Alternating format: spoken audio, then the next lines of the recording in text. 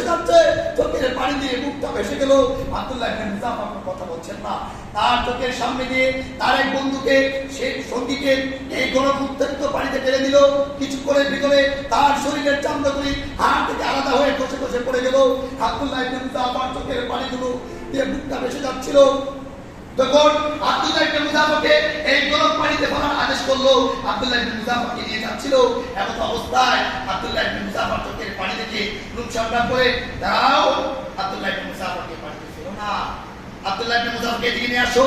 আব্দুল্লাহ ইবনে মুযাফফার আসলো, তবে আব্দুল্লাহ ইবনে মুযাফফারকে বলছে, তুমি কি ভয় পেয়েছো? আব্দুল্লাহ ইবনে মুযাফফার ভয় পেয়েছে, যা আমাকে ছেড়ে দাও। আব্দুল্লাহ ইবনে মুযাফফার বলল, হোয়াট ইউ থিংক, আপনি কি মনে করেন, আপনি কি মনে করেছেন আমি মৃত্যু হয়ে যাচ্ছি? এই চোখের পানির মানে একজন মুমিন বুঝবে, এই চোখের পানির মানে আল্লাহ পাকের রব্বে কারীম যার কেউ বুঝবে না। আপনি কি বুঝবেন? আমি তো মৃত্যু হয়ে যাচ্ছি না, আমি কেঁদে কেঁদে আল্লাহর কাছে আকুতি করছি, মিনতি করছি, আল্লাহ আমি তোমাকে কতটুকু ভালোবাসি, তোমার রাসূলকে কতটুকু ভালোবাসি, তোমার রাসূলের দ্বীনকে কতটুকু ভালোবাসি। এই পরীক্ষা করার জন্য আমি আব্দুল্লাহ ইবনে মুযাফফার একটা জীবন নিয়ে আমাকে পরীক্ষায় ফেললাম। তুমি যদি আমি আব্দুল্লাহ ইবনে মুযাফফারকে 1000টা জীবন দিতা, আমি এই পরীক্ষা দেওয়ার জন্য, এই পরীক্ষায় সফল হওয়ার জন্য আমি আব্দুল্লাহ ইবনে মুযাফফার হাতে আমার